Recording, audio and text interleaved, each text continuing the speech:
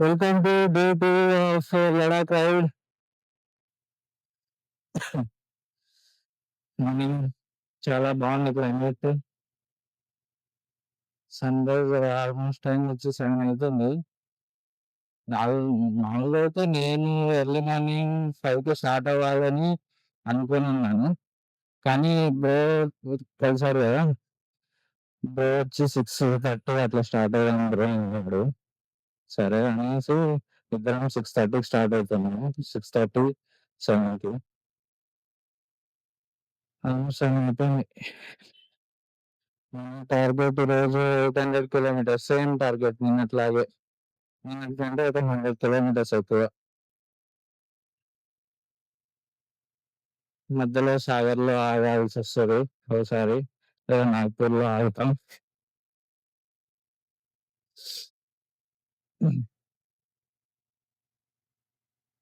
నీకు ఇండికేటర్ పోయింది. నా బండికి ఇండికేటర్ విరిగిపోయింది. సో అది కొనడానికి నాగ్పూర్లో కానీ సాగర్లో కానీ ఆగాలి. అది తీసేసుకొని మళ్ళీ రైట్ కంటిన్యూ చేయాలి. అయితే అసలు నిద్ర అవుతుంది.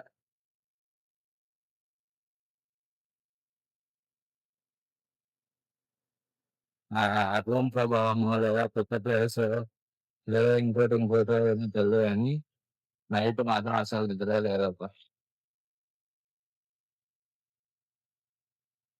నిన్న మనం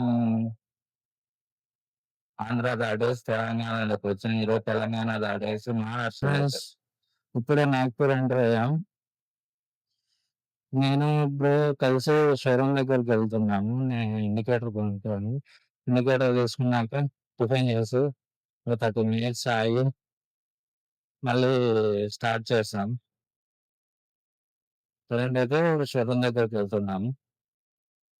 నాగ్పూర్ చూడండి ఎంత బాగుందో.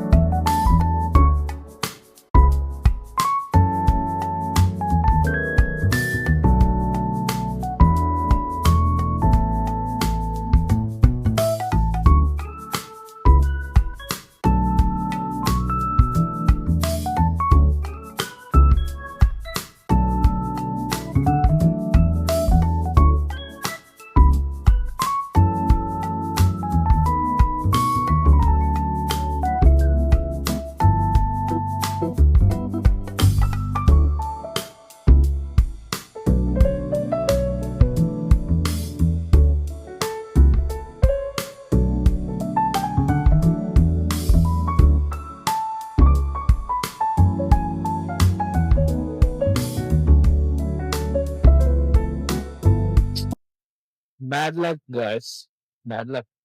ఇండికేటర్ దొరకలేదు ఇక్కడ. ఇంకా టైం వేస్ట్ ఎందుకు అని వెళ్ళిపోతున్నాం. నాగ్పూర్ నుంచి హైవేలో ఆపి టిఫిన్ చేసి ఇంకా నెక్స్ట్ జాన సాగర్ వరకు ఇక్కడ ఆగేది లేదు. వస్తే కొంచెం ఒక 10 మినిట్స్ అట్లా రెస్ట్ తీసుకోవచ్చు మధ్యలో సాగర్ గట్టు. ఆ తర్వాత ఇంకా ఝాన్సీకి వెళ్ళిపోవడమే.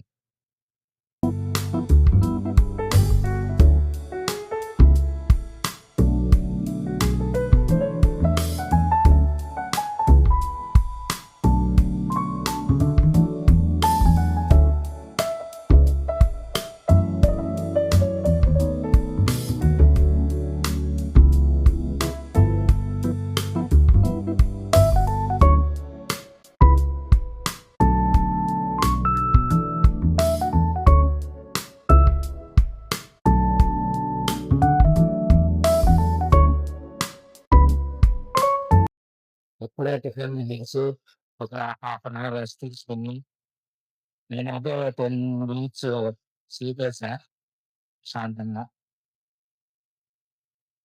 బాగా ఒక హాఫ్ అన్ అవర్ మంచిగా రెస్ట్ తీసుకొని స్టార్ట్ అవుతున్నా. టైం అయితే ఇప్పుడు 12 అయింది. నెక్స్ట్ మన డెస్టినేషన్ వచ్చి సాగర్. సాగర్ అరౌండ్ 350 కిలోమీటర్స్ అండి. మధ్యప్రదేశ్ వచ్చి ఒక 30 కిలోమీటర్స్ అయిందనుకుంటా. ఇంటర్ అయ్యి. ఇగ మనం ఫస్ట్ ఘాట్ రోడ్డు. మధ్యప్రదేశ్‌లో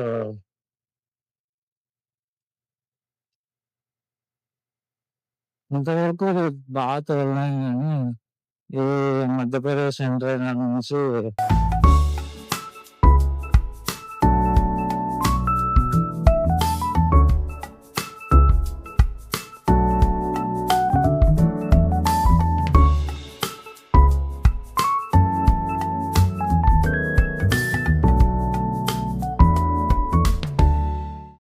చెప్పడం మర్చిపోయా. ఇందాకే బండి కింద పడింది. నేను బ్రో కొంచెం రెస్ట్ తీసుకుందామని ఆగినాము. నేను ఇంకొక 5 నిమిషాలు ఆగి స్టార్ట్ అవుతా అని స్టార్ట్ అయ్యి పోతుంటే ట్యాంకు ఈ సాడిల్ బ్యాగొచ్చి జెర్రీ క్యాన్ తగులుకొని జెర్రీ క్యాన్ సాడిల్ బ్యాగ్‌కి తగులుకొని కింద పడింది బండి. ఏం చేద్దాం? ఏం చేయలేం. ఆయనకు కావాల్సి వేయలేదు. ఏదో బై మిస్టేక్ అలా అయిపోయింది. ఇది బెండొచ్చింది. దీనికేమైందో చూడాలా. ఇంకైతే ఎక్కడ ఏం డ్యామేజ్ ఏం లేదు. ఇదొక్కటే బెండొచ్చింది. మళ్ళా అయినప్పుడు చూడాల ఏమైందో.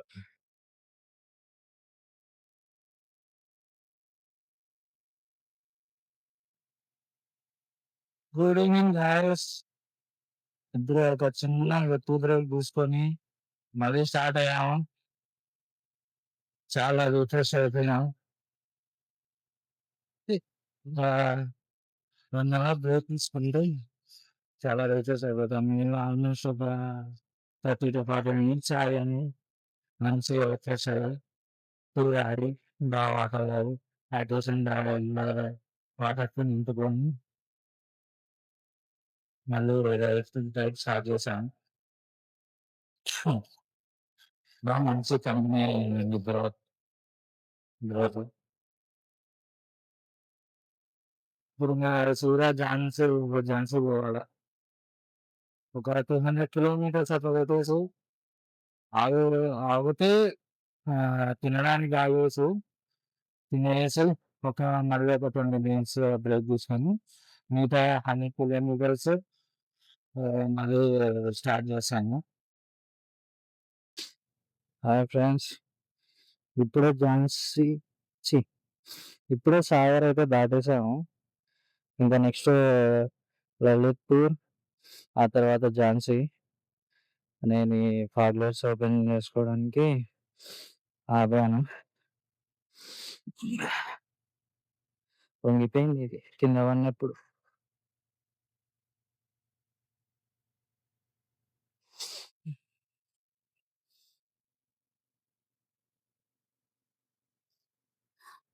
పొంగిపోయింది కదా!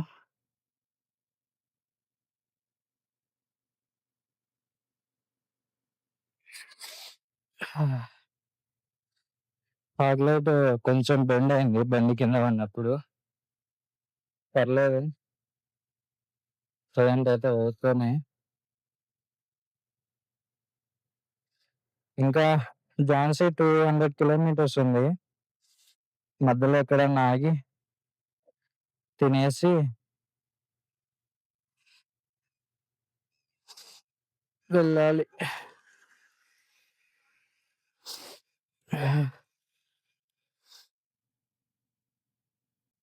అబ్బా! బాగుంది కదా ముందర ఏదో ఇది.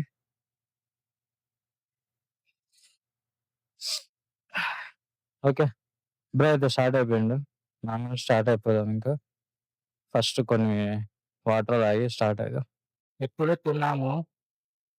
తిని స్టార్ట్ అయిపోయా. ఇంకా 140 కిలోమీటర్స్ ఉంటే ఝాన్సీ వస్తది. మాక్సిమం ఒక 2½ అవర్‌లో పట్టేయాలనుకుంటున్నాను. సో, వెళ్ళిపోయాడు. మీరు కొంచెం స్లోగా జస్ట్ ఇప్పుడే తినేసి స్టార్ట్ అయ్యాము. ఫుల్‌గా పన్నీర్ కర్రీ తిన్నాము. వాడు పన్నీర్ కంటే ఆయిల్ ఎక్కువ వేసినాడు. వీళ్ళకు ఫ్రీగా వస్తున్నట్టుంది ఆయిలు. అందుకు అంత ఆయిలే ఉంది. ఎంత ఆయిల్ వేసినాడంటే దాన్ని సెపరేట్ చేసుకొని మళ్ళా యూజ్ చేసుకోవచ్చు మనం. అంత ఆయిల్ వేసినాడు వాడు.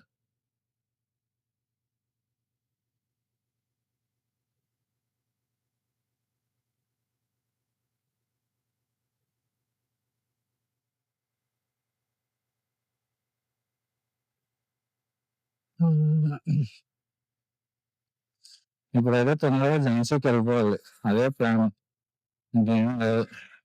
పోయి రూమ్ తీసుకొని పడుకొని పొద్దున్న కొంచెం లేట్‌గా స్టార్ట్ అవ్వాలి.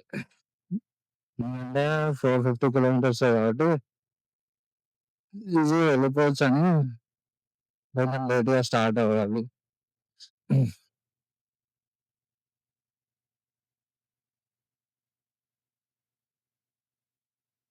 నేనక్కడ జస్ట్ మిస్ చూసుకోలే.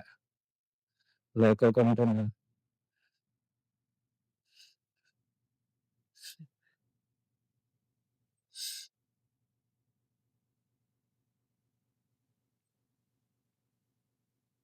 ఇప్పుడు ఫీవర్ కోసం నేను ఫీవర్ వేసుకోవాలి.